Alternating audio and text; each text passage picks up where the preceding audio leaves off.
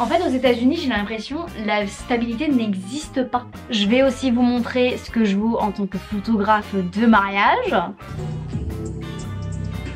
Mais vous pouvez ajouter à ça le fait que mon mec se soit fait virer comme un malpropre du jour au lendemain.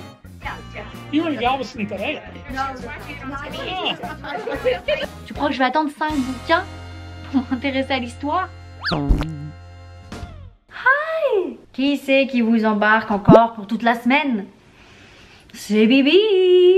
Je suis ravie de vous retrouver. Vous connaissez la rengaine. Dès que j'ai une semaine qui sort un peu de ma routine plan-plan, je vous embarque. Cette semaine va être grave cool et pour une multitude de raisons. Premièrement, je vais renouer avec une passion que j'ai cru perdue depuis au moins 15 ans. Oh, ça me rajeunit pas?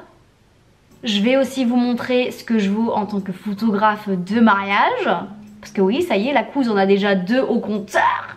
Et puis plein d'autres trucs. Pour ceux qui débarquent ou si vous avez besoin d'une petite picouse de rappel, je m'appelle Margot, j'ai 28 ans. Ouais, j'allais dire 29, mais on ne met pas la charrue avant les bœufs. Originaire de Caen en Normandie, ça fait maintenant quelques années que j'habite aux États-Unis et plus précisément à Pittsburgh, dans le trou du cul de la Pennsylvanie. Et j'ai un job lambda de 8h30 à 16h30. Je suis chef de projet dans une agence marketing.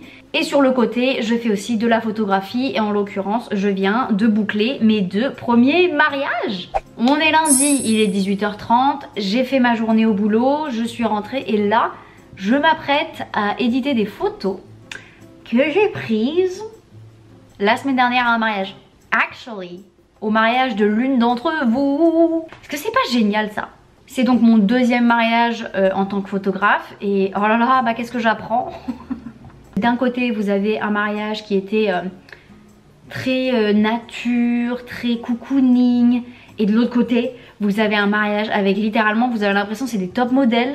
Ils étaient hyper à l'aise devant la caméra et ça c'était vraiment un bonheur pour moi. Il n'y avait pas de gênance ou d'inconfort, non, ils faisaient leur live et moi j'étais là, je bombardais.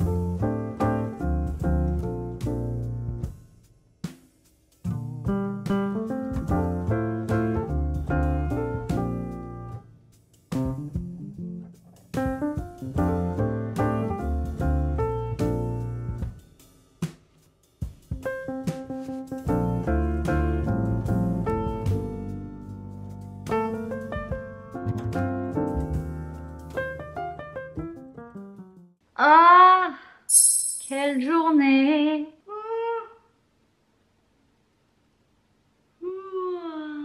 J'ai pas filmé hier parce que la journée a commencé, ma foi, d'une façon un peu chaotique, ce qui m'a du coup inévitablement stressée. En gros, hier matin, avant le boulot, j'avais pris rendez-vous chez un nouveau médecin traitant parce que la couse, elle a encore beaucoup de mal à bien dormir. C'est hilarant parce que je suis arrivée dans son cabinet et en fait, il avait accès à tout mon dossier médical depuis que je suis aux États-Unis parce que une chose qui est assez pratique, c'est que peu importe où vous allez, que ce soit dans un hôpital, dans une clinique, aux urgences, chez un médecin traitant, chez votre gynéco, tout est centralisé dans le même système.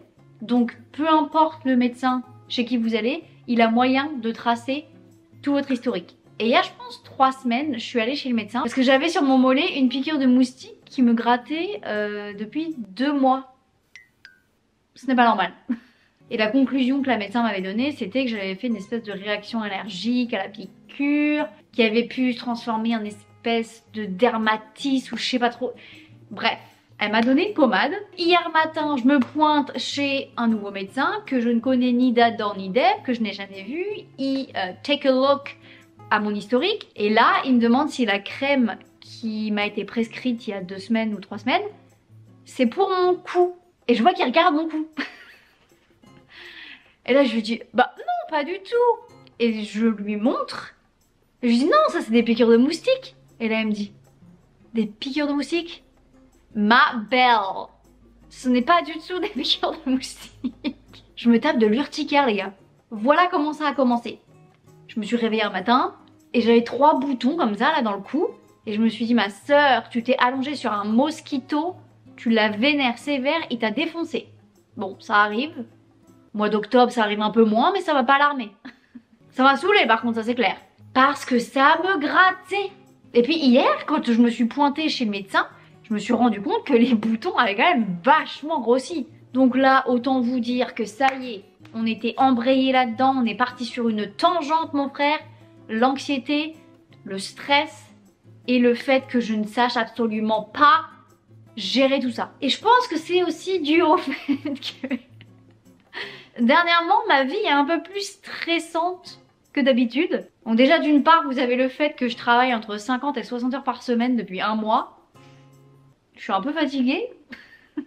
Mais vous pouvez ajouter à ça le fait que mon mec se soit fait virer comme un malpropre du jour au lendemain. Welcome in America. Baby, you scared the shit out of me. Can I use you right now? Yeah, what? I'm dying. You're back? Yeah. You filming yourself right now? Yeah. Inhale. Exhale. Oh! What the hell? That was your shoulder, right? That's it? That's it?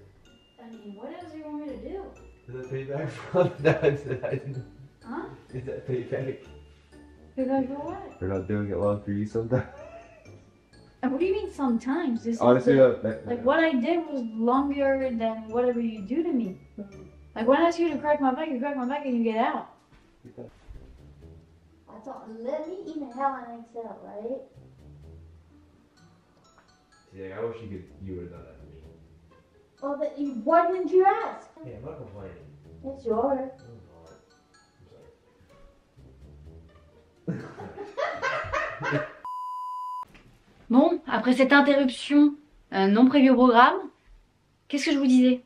Ah oui, si jamais vous envisagez de vous installer ici, ou même juste par curiosité si vous voulez savoir comment est structuré le monde du travail aux États-Unis, buckle up baby. Par exemple, donc mon mec s'est fait virer du jour au lendemain. L'employeur n'a pas à donner de justification, l'employeur n'a pas à donner de préavis. Donc déjà ça c'est complètement lunaire. J'arrive pas à intégrer le fait que je me tue au taf tous les jours, que je donne le meilleur de moi, etc. Que voilà, je fais ce qu'on me demande de faire. Et que si jamais mon boss se lève du mauvais pied demain matin, il peut me têche comme ça, sans explication et surtout sans que j'ai le temps de me retourner. Et ce qui est encore plus vicieux dans ce système, c'est que votre assurance santé est liée à votre travail. Et en l'occurrence, moi, vu que je pouvais pas travailler pendant très longtemps, c'était donc grâce à lui, via son travail, qu'on était couvert pour notre assurance santé. Donc d'une part, il a perdu son taf du jour au lendemain, mais en plus de ça, à la fin du mois, on a notre assurance santé qui saute. Ah bah dans ma tête, ça... Alors ok, certes, l'image du monde du travail que je viens de vous décrire, elle est pas très jojo, hein, c'est un peu négatif quand même, mais c'est très réaliste. J'ai quand même envie de nuancer ça en vous disant que les croyances que j'avais depuis, mais toujours, qui se sont avérées fausses, c'est-à-dire qu'aux États-Unis, vous pouvez toucher le chômage. Alors par contre, je peux pas vous faire des comparaisons parce que personnellement, j'ai jamais touché le chômage en France. Mais là, par exemple, mon mec touche 1/3 de son salaire pendant 6 mois, il me semble. Donc bien évidemment, c'est pas prévu qu'il reste au chômage pendant 6 mois. Là, il s'est déjà mis à son compte et c'est reparti en gros.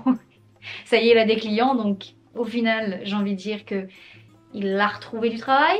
En fait, aux États-Unis, j'ai l'impression la stabilité n'existe pas. La stabilité, c'est juste une quête constante. voué à l'échec, hein, parce que vu comment le système est fait, il y a tellement de couilles qui peuvent vous tomber sur la gueule. Bah c'est difficile d'être serein. Franchement, hein, c'est hyper compliqué. Alors que en remettant les choses dans leur contexte, on est loin d'être à plaindre. On est privilégié plus, j'ai un travail, j'ai même 2 travails. Oh là là là là là là, qu'est-ce que j'en ai ras le cul d'être adulte. Bon, sinon, sur une note un peu plus positive, hier, je suis allée faire mes premiers cours de danse depuis mes 17 ans. Ça fait 12 ans que j'ai arrêté la danse et ça fait au moins 5-6 ans que ça me titille de retrouver un studio de danse, de faire de la danse mon activité physique régulière. Et bah, je crois que c'est chose faite. Enfin, j'ai pris ma première heure de danse classique, genre de ma life. Je n'ai jamais fait de danse classique. Et je sais pas pourquoi je me suis dit, let's give it a try. C'est une discipline qui m'a toujours attirée et pour laquelle je me suis toujours sentie un peu exclue.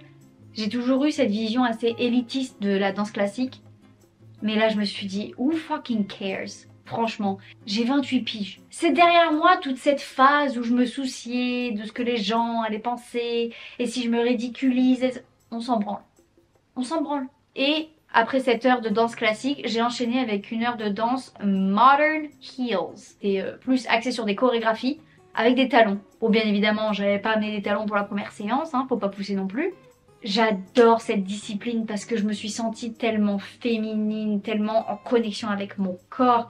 Et ça a fait travailler ma mémoire parce que j'ai une mémoire de poiscaille. Je me dis mais c'est pas possible. Je vieillis mais je vieillis pas si vite que ça. J'oublie tout le temps. J'ai une mémoire de poiscaille comme je viens de le dire et tu vois je me répète. Donc ouais, le fait que ce soit des chorégraphies ça va faire vachement travailler ma mémoire et ça va pas faire de mal. Et ouais j'ai adoré. J'ai adoré. Est-ce que je vous montre? Je vous montre 3 secondes.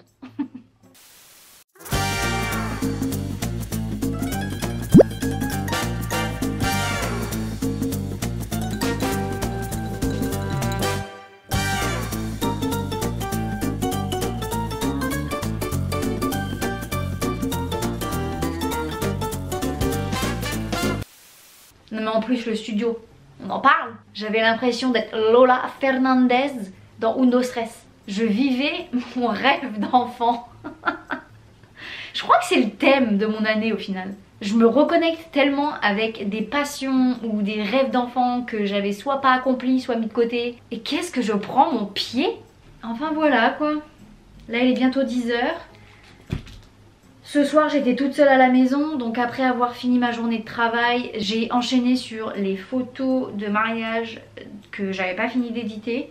Et là c'est chose faite, j'ai posté la galerie, il va falloir que je fasse un dernier tour pour voir si tout est bien en ordre. Et normalement je pense que demain je vais envoyer le lien pour que les nouveaux mariés puissent avoir accès à toutes leurs petites photos. Lise, je sais que tu regardes et merci. Merci de m'avoir fait confiance. Et puis voilà, ce sera la fin de la saison de mariage pour moi.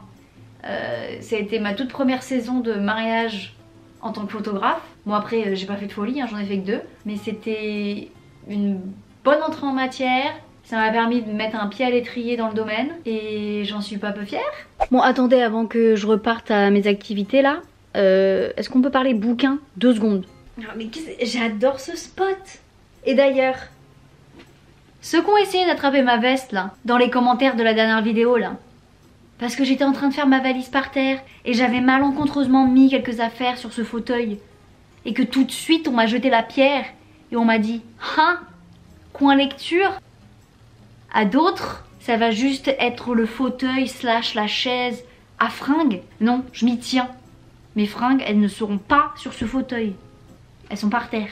Oh là là, mais qu'est-ce qu'elle divague! Je voulais vous parler de ce livre, enfin de cette série. C'est la série Throne of Glass. C'est le 3e bouquin, il me semble. Crown of Midnight. Pour ceux et celles qui lisent de la fantasy, je n'arrive pas à me sortir de la tête un palais d'épines et de roses à Cotard. En fait, pour moi, la barre a été mise tellement haute avec cette première série que j'ai lue que cette série qui est écrite par la même autrice me paraît mais fade. J'aime beaucoup la personnage principale, j'adore aussi certains personnages secondaires, mais il me manque un truc. Et les gens ils disent non mais t'inquiète, accroche-toi, le cinquième livre il est génial. Non mais attends, tu m'as regardé?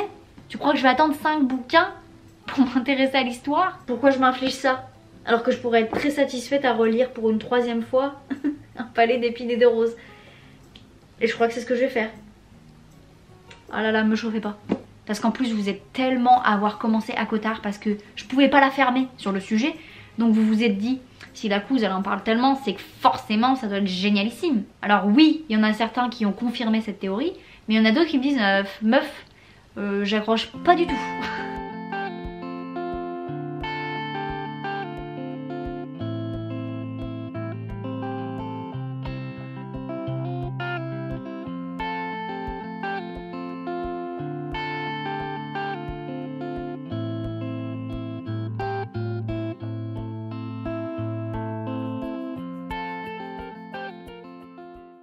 One eternity later. J'ai commencé ce vlog il y a de ça au moins 1 mois, si ce n'est 1 mois et demi.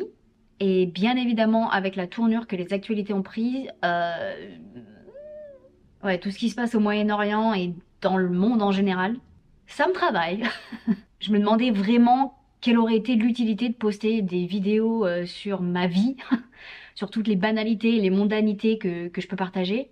Et dans ce cas, j'ai voulu me retirer pour laisser la place, laisser plus de chance à ces causes-là d'être vues et entendues. Non pas que j'occupe tous les internets, mais je pense que c'était important pour moi de dire ok, laisse la place aux vraies choses qui ont besoin de lumière. Alors ça, c'est ce que j'ai décidé, mais bien évidemment, quelque chose que je n'ai pas du tout contrôlé, c'est l'impact que ça a eu sur moi. Et ouais, ça m'a... Psychologiquement, ça m'a un peu flingué. Le génocide dont on est témoin en ce moment, qui se passe et continue de se passer, peu importe ce que le monde entier en dit, je trouve ça d'une gravité sans nom. Et je me suis exprimée plusieurs fois sur le sujet, sur notamment Instagram. J'étais très inquiète de partager mon opinion parce que, habitant aux États-Unis, travaillant aux États-Unis, il est très facile de se faire virer, comme vous avez pu le voir avec mon mec. Et typiquement, c'est ce qui se passe à l'heure actuelle, des gens qui prennent la parole sur cette cause et qui se retrouvent sans job. Pour la simple et bonne raison que les entreprises qui font ça ne veulent soit pas donner leur opinion, ne pas s'en mêler pour rester le plus neutre possible, soit sont complètement contre la dénonciation du génocide et vont vous le faire savoir en vous virant. Donc autant dire que ouais, j'étais un peu inquiète de prendre la parole sur le sujet et puis j'en ai parlé au boulot. J'ai amené ça un peu stratégiquement quand même. J'ai compris que je pouvais le faire. Donc j'ai énormément apprécié ça. Ce que je trouve fou, c'est que ce soit un débat qui divise. Je trouve ça fou que quand on voit un génocide se passer, on peut encore dire « Mais Margot, c'est quand même une situation bien plus compliquée que ça. » Alors je vais vous dire la chose la plus compliquée dans ce génocide, c'est d'en parler avec des racistes. Ah bah c'est challengeant au possible, hein. Ça met votre patience à rude épreuve, mais c'est important de le faire. La plupart des gens qui me suivent, que ce soit sur YouTube ou n'importe quelle autre plateforme, je sais que vous êtes des adultes sensés. Donc c'est vraiment un message général que je fais. Ce n'est pas à moi, créatrice de contenu ou n'importe quel autre créateur de contenu, de vous dire quoi penser. Alors oui, bien évidemment, j'ai mes opinions, je les vocalise, mais il est important de comprendre qu'on est les seuls décisionnaires de ce qu'on va penser, de ce qu'on va prêcher, etc. Par contre, de façon la plus objective possible, ce que je peux vous partager, c'est mon approche quand y a un sujet qui m'intéresse et que je veux me faire mon propre avis. Je vais préfacer ça en disant que avant de vous exprimer publiquement, que ce soit dans la rue ou sur les réseaux sociaux, renseignez-vous d'abord. Ne suivez pas les mouvements de foule. Ça revient au point que j'ai mentionné, vous êtes les propres décisionnaires de ce que vous pensez. Donc, ne suivez pas les masses aveuglément, renseignez-vous avant. Et, très important, il n'y a pas de honte à changer d'avis. Comme on le dit très fréquemment dans ma famille, il n'y a que les cons qui ne changent pas d'avis. Donc ouais, une fois que vous avez les tenants et les aboutissants, c'est là que vous pouvez vous dire, ok, avec mes valeurs, avec les connaissances que j'ai acquises, voilà ce qui me semble juste. Ensuite, diversifiez vos sources, je vous en supplie. On veut des formats différents, du podcast, du documentaire, de la vidéo YouTube, les infos, des bouquins, tout est bon à prendre. Un petit plus si vous avez la capacité de le faire et si vous parlez plusieurs langues, documentez-vous en utilisant des supports de différents pays. Et surtout actuellement, c'est très important parce qu'il y a des pays, on ne va pas en citer, dont il serait complètement contre-productif de se positionner. Regardez aussi ce qui se passe sur le terrain. On le dira toujours, TikTok n'est pas une source fiable, etc., etc. Cependant, si vous creusez un peu entre les Get Ready With Me et les hauls, vous avez moyen de trouver des gens qui sont sur place et qui partagent leur expérience. On peut dire ce qu'on veut, c'est très important. Et surtout, regardez aussi ce qui se passe dans le camp dit adverse. D'une part, c'est fascinant quand vous adhérez pas du tout au message. Et d'autre part, ça vous permet aussi de comprendre leur point de vue, de construire vos arguments pour démanteler leurs théories. Théories qui sont parfois très bancales, pour être poli. Et enfin, et pour moi c'est vraiment la base de la base, demandez-vous pourquoi et pour qui. Qui profite de tout ce qui se passe, à qui ça bénéficie in fine, à qui ça rapporte. Il est primordial d'avoir ce genre d'infos parce que vous pouvez prendre du recul et vous dire ok, qui contrôle toute cette narrative? Qui est en train d'essayer de m'entourlouper? Ma pensée est en train de partir dans tous les sens, mais bon, sommes-nous surpris? J'ai quand même envie de parler d'un autre point qui est le fait que la colonisation, on a un peu vu ça que dans les bouquins. Ou, en tout cas, c'est ce qu'on essaie de nous faire croire. On a vu ça dans nos livres d'histoire à l'école. De dire que c'est difficile à appréhender quand ça se passe en live, c'est complètement recevable. Comment c'est possible en 2023 qu'on parle encore de pays qui en colonisent d'autres? Comment c'est possible avec l'histoire mondiale qu'on a? Comment c'est possible qu'on laisse ça se reproduire? Et il y a énormément de médias qui se servent du fait qu'on soit un peu, oula, on est un peu perturbé sur les bords, pour nous dire, c'est un conflit religieux. Alors Jocelyne, je ne suis pas prof d'histoire, mais quand je prends un peu de recul, un pays qui clame une terre comme la sienne et de ce fait va complètement éradiquer la population qui s'y trouvait déjà, on a un petit historique quand même. On sait. Donc voilà, je pense avoir fait le tour de tout ce que je voulais aborder. Il est clair et net que, en tant qu'individu extrêmement sensible, ça m'impacte fortement. Mais à contrario, je pense que je pourrais même pas me regarder dans le miroir et que ce serait encore plus au détriment de ma santé mentale si je décidais de complètement ignorer ce qui se passe. Je me dis que malheureusement, les Palestiniens qui sont en train d'être victimes de génocide, on n'a pas été les consulter pour leur demander si psychologiquement, les gars, est-ce que vous êtes en phase là, vous faire bombarder la gueule? Donc voilà, si c'est la seule chose que je peux apporter à la cause, à savoir de la visibilité et des dons, eh ben je le ferai. Ah, c'est là. Ces dernières semaines, tant bien que mal, j'ai essayé d'avoir un peu de normalité dans ma vie. Et l'une des choses que j'ai faites, c'est d'assister à un cours pour apprendre à relier des livres. Encore une nouvelle lubie, je sais, ça ne s'arrêtera donc jamais. Mais c'était hyper intéressant d'apprendre un peu plus sur cet art, de rencontrer des inconnus, notamment le petit papy à côté de moi qui adore Paris et qui, une fois qu'il a repéré que j'avais mon petit accent français, n'a pas pu s'empêcher de me faire une déclaration d'amour pour la France. Quelques jours plus tard, avec mon entreprise, je m'envolais pour Seattle. On y a passé quelques jours. C'était hyper sympa. On n'a malheureusement pas pu découvrir la ville parce que c'était boulot, boulot, boulot. Néanmoins, ça a fait un bien fou de changer un peu d'environnement. On a quand même trouvé le temps d'aller voir un match de hockey. Let's go Kraken! J'ai adoré. Et puis petite partie de flipper après nos dîners. C'est quand même cool de travailler avec des gens de notre âge. No offense pour les gens qui sont plus vieux, mais c'est quand même sympa. Et quelques temps après être rentrée à Pittsburgh, j'avais un rendez-vous que j'attendais avec impatience. Je me suis fait tatouer, encore une fois, une pièce assez imposante sur mon mollet cette fois. J'en suis tellement contente. C'est sur ces images de mon jardin en friche que je vais vous laisser. Je suis quand même en admiration totale devant le peps de ces couleurs, s'il vous plaît. Le changement de couleur des feuilles, c'est toujours pour moi une indication d'à quel point le temps passe vite. Parce qu'une fois que j'avais filmé ces images, même pas une semaine plus tard, les arbres sont maintenant complètement nus.